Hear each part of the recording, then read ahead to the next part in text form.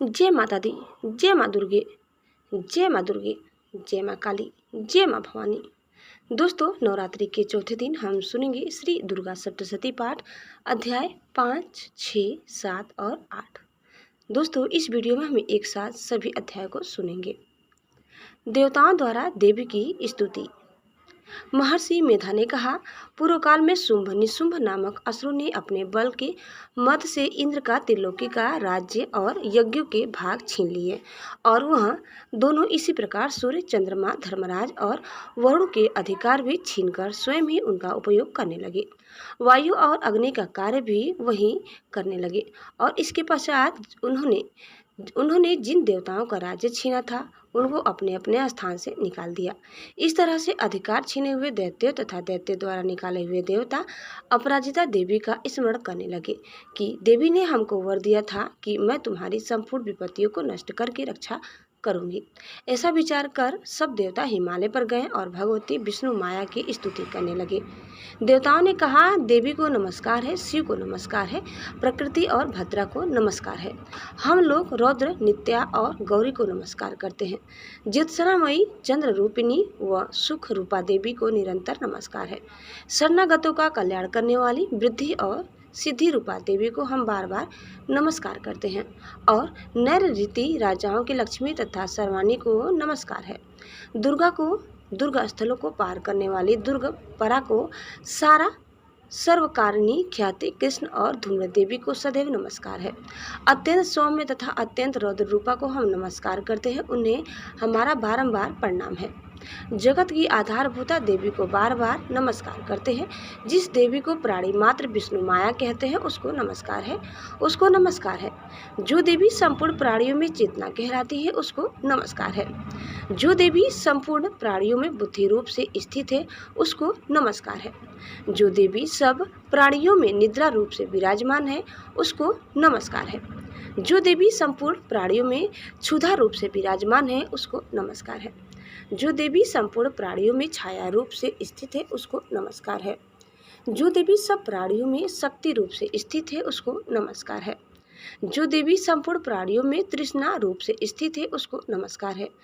जो देवी सब प्राणियों में शांति रूप से स्थित है उसको नमस्कार है। जो देवी सब प्राणियों में जाति रूप से स्थित है उसको नमस्कार है। जो देवी सब प्राणियों में लज्जा रूप से स्थित है उसको नमस्कार है। जो देवी संपूर्ण प्राणियों में श्रद्धा रूप से स्थित है उसको नमस्कार है। जो देवी संपूर्ण प्राणियों में कांति रूप से स्थित है उसको नमस्कार है। जो देवी सब प्राणियों में लक्ष्मी रूप से स्थित है उसको नमस्कार है। जो देवी संपूर्ण प्राणियों में वृत्ति रूप से स्थित है उसको नमस्कार है, उसको नमस्कार है। जो देवी सब प्राणियों में स्मृति रूप से विराजमान है उसको नमस्कार है।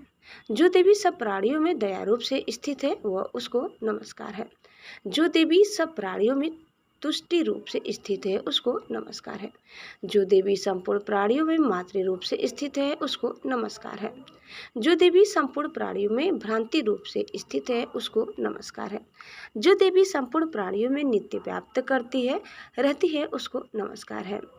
जो देवी चैतन्य रूप से इस संपूर्ण संसार को व्याप्त करके स्थित है उसको नमस्कार है। पूर्व काल में देवताओं ने अपने अभिष्ट फल पाने के लिए जिसकी स्तुति की है और देवराज इंद्र ने बहुत दिनों तक जिसका सेवन किया है, वह कल्याण की साधना भूत ईश्वरी हमारा कल्याण और मंगल करे तथा सारी विपत्तियों को नष्ट कर डाले। असुरों के सताए हुए हम संपूर्ण देवता उस परमेश्वरी को इस समय नमस्कार करते हैं तथा जो भक्ति पूर्वक स्मरण किए जाने पर तुरंत ही सब विपत्तियों को नष्ट कर देती है, वह जगदम्बा इस समय भी हमारा मंगल करके हमारी समस्त विपत्तियों को दूर करे। महर्षि मेधा ने कहा, हे राजन, इस प्रकार जब देवता स्तुति कर रहे थे तो उसी समय पार्वती देवी गंगा में स्नान करने के लिए आई। तब उनके शरीर से प्रकट होकर शिवा देवी बोली, शुंभ दैत्य के द्वारा स्वर्ग से निकले हुए और निशुंभ से हारे हुए यह देवता मेरी स्तुति कर रहे हैं। पार्वती के शरीर से अंबिका निकली थी, इसलिए उसको संपूर्ण लोक में कौशिकी कहते हैं। कौशिकी के प्रकट होने के पश्चात पार्वती देवी के शरीर का रंग काला हो गया और वह हिमालय पर रहने वाली कालिका देवी के नाम से प्रसिद्ध हुई। फिर शुंभ और निशुंभ के दूत चंड मुंड वहां आए और उन्होंने परम मनोहर रूप वाली अंबिका देवी को देखा। फिर वह शुंभ के पास जाकर बोले, महाराज, एक अत्यंत सुंदर स्त्री हिमालय को प्रकाशित कर रही है वैसा रंग रूप आज तक हमने किसी स्त्री में नहीं देखा। हे असुरेश्वर, आप यह पता लगाए कि वह कौन है और उसको ग्रहण कर ले। वह स्त्री स्त्रियों में रत्न है, वह अपनी कांति से 10 दिशाओं को प्रकाशित करती हुई वहाँ स्थित है, इसीलिए उसको देखना उचित है। आपका उसको देखना उचित है। हे प्रभु, तीनों लोकों के हाथी, घोड़े और मणि इत्यादि जितने रत्न हैं वह सब इस समय आपके घर में शोभायमान है। हाथियों में रत्न रूप ऐरावत हाथी और उच्च श्रेवा नामक घोड़ा तो आप इंद्र से ले आए हैं। हंसों द्वारा जुता हुआ विमान जो कि ब्रह्मा जी के पास था अब भी आपके पास है, और वह यह महापत्य नामक खजाना आपने कुबेर से छीना है।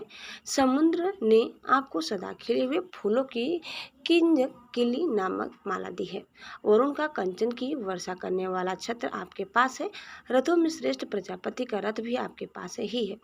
हे दैत्येंद्र, मृत्यु से उत्क्रांतिकृता नामक शक्ति भी आपने छीन ली है, और वरुण का पास भी आपके भ्राता निशुंभ के अधिकार में है, और जो अग्नि में न जल सके ऐसे 2 वस्त्र भी अग्निदेव ने आपको दिए हैं। हे दैत्यराज, इस प्रकार सारी रत्न रूपी वस्तुएं आप संग्रह कर चुके हैं, तो फिर आप यह कल्याणकारी स्त्रियों में रत्न रूप अनुपम स्त्री आप क्यों नहीं ग्रहण करते? महर्षि मेधा बोले, चंड मुंड का यह वचन सुनकर शुंभ ने विचारा कि सुग्रीव को अपना दूत बनाकर देवी के पास भेजा जाए। प्रथम उसको सब कुछ समझा दिया और कहा कि वहां जाकर तुम उसको अच्छी तरह से समझाना और ऐसा उपाय करना जिससे वह प्रसन्न होकर तुरंत मेरे पास चली आए। भली प्रकार समझाकर कहना। दूत सुग्रीव पर्वत के उस रमणीय भाग में पहुंचा जहां देवी रहती थी। दूत ने कहा, हे देवी, दैत्यों का राजा शुंभ जो इस समय तीनों लोगों का स्वामी है, मैं उसका दूत हूँ और यहाँ तुम्हारे पास आया हूँ। संपूर्ण देवता उसकी आज्ञा एक स्वर में मानते हैं। अब जो कुछ उसने कहला भेजा है वह सुनो। उसने कहा, इस समय संपूर्ण त्रिलोकी मेरे वश में है और संपूर्ण यज्ञों के भाग को पृथक पृथक मैं ही लेता हूँ, और तीनों लोकों में जितने श्रेष्ठ रत्न है वह सब मेरे पास है। देवराज इंद्र का वाहन ऐरावत मेरे पास है जो मैंने छीन लिया है। उच्च श्रवा नामक घोड़ा जो क्षीर सागर मंथन करने से प्रकट हुआ था उसे देवताओं ने मुझे अर्पित किया है। हे सुंदरी, इनकी अतिरिक्त और भी जो रत्न भूषण पदार्थ देवताओं के पास थे वह सब मेरे पास है। हे देवी, मैं तुम्हारे संसार की स्त्रियों में रत्न मानता हूँ, क्योंकि रत्नों का उपभोग करने वाला मैं ही हूँ। हे चंचल कटाओं वाली सुंदरी, अब यह मैं तुझ पर छोड़ता हूँ कि तू मेरे या मेरे भाई महापराक्रमी निशुंभ की सेवा में आ जाए। यदि तू मुझे वीरगी तो तुझे अतुल महान ऐश्वर्य की प्राप्ति होगी, अतः तुम अपनी बुद्धि से यह विचार कर मेरे पास चली आओ। महर्षि मेधा ने कहा, दूत के ऐसा कहने पर संपूर्ण जगत का कल्याण करने वाली भगवती दुर्गा मन ही मन मुस्कुराई और इस प्रकार कहने लगी। देवी ने कहा, हे दूत, तू जो कुछ कह रहा है वह सत्य है और इसमें किंचित मात्र भी झूठ नहीं है। शुंभ इस समय तीनों लोगों का स्वामी है और निशुंभ भी उसी की तरह महापराक्रमी है, किंतु इसके संबंध में मैं जो प्रतिज्ञा कर चुकी हूँ उसे मैं कैसे झुठला सकती हूँ।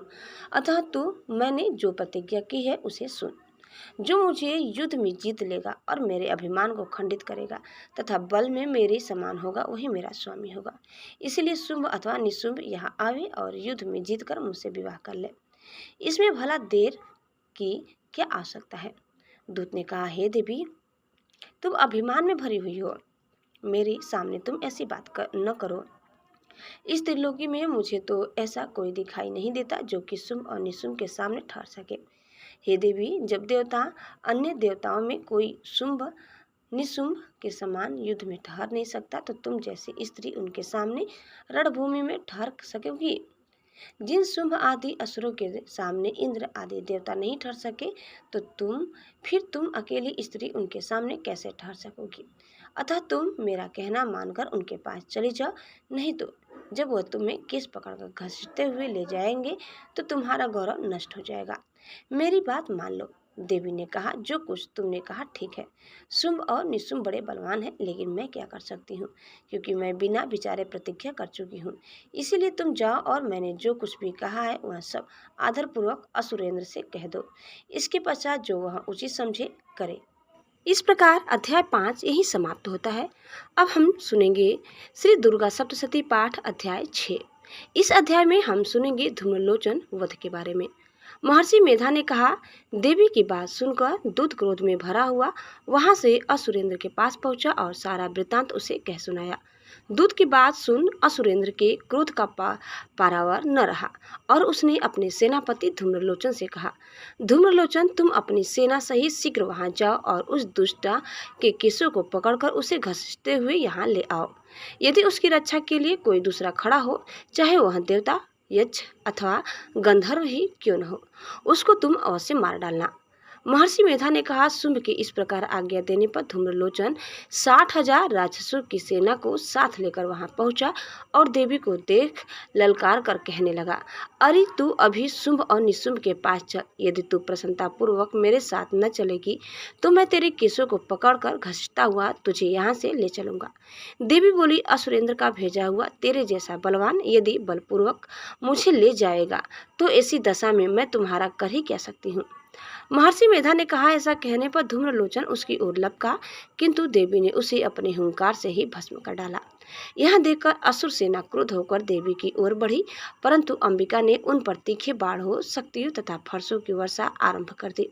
इतने में देवी का वाहन भी अपनी ग्रीवा के बालों को झटकता हुआ और बड़ा भारी शब्द करता हुआ असुर सेना में कूद पड़ा। उसने कई असुर अपने पंजों से, कई अपने जबड़ों से और कई को धरती पर पटक कर अपनी दाढ़ों से घायल करके मार डाला। उसने कई असुरों के अपने नख से पेट फाड़ डाले और कई असुरों का तो केवल थप्पड़ मारकर सिर धड़ से अलग कर दिया। कई असुरों की भुजाएं और सिर तोड़ डाले और गर्दन के बालों को हिलाते हुए उसने कई असुरों को पकड़कर उनके पेट फाड़कर उनका रक्त पी डाला। इस प्रकार देवी के उस महाबलवान सिंह ने क्षण भर में असुर सेना को समाप्त कर दिया। शुंभ ने जब यह सुना कि देवी ने धूम्रलोचन असुर को मार डाला है और उसके सिंह ने सारी सेना का संहार कर डाला है, तब उसको बड़ा क्रोध आया। उसके मारे क्रोध के होठ फड़कने लगे और उसने चंड तथा मुंड नामक महाअसुरों को आज्ञा दी, हे चंड, हे मुंड, तुम अपने साथ एक बड़ी सेना लेकर वहां जाओ और उस देवी के बाल पकड़कर उसे बांधकर तुरंत यहाँ ले आओ। यदि उसको यहाँ लाने में किसी प्रकार का संदेह हो तो अपनी सेना सहित उससे लड़ते हुए उसको मार डालो और जब वह दुष्टा और उसका सिंह दोनों मारे जाएं तब भी उसको बांधकर यहाँ ले आना। दोस्तों, इस प्रकार 6वां अध्याय यही समाप्त होता है। अब आप सुनिए श्री दुर्गा सप्तशती का 7वां अध्याय। इस अध्याय में आप सुनेंगे चंड और मुंड का वध।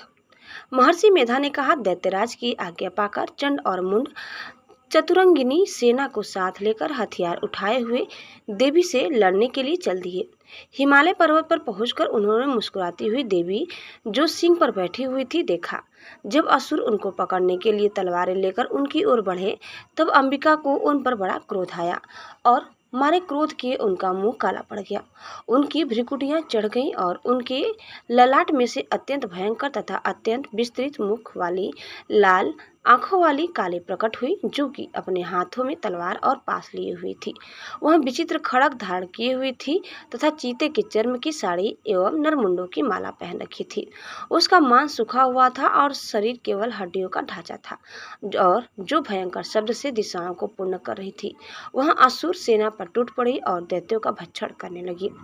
वह पार्श रक्षकों, अंकुशधारी महावतों, हथियारों पर सवार योद्धाओं और घंटा सहित हथियारों को एक हाथ से पकड़ कर अपने मुंह में डाल रही थी और इसी प्रकार वह घोड़ों, रथों, सारथियों और रथों में बैठे हुए सैनिकों को मुंह में डालकर भयानक रूप से चबा रही थी। किसी की केस पकड़कर, किसी को पैरों से दबाकर और किसी दैत्य को छाती से मसलकर मार रही थी। वह दैत्य के छोड़े हुए बड़े बड़े अस्त्र शस्त्रों को मुंह में पकड़कर और क्रोध में भर उनको दांतों में पीस रही थी।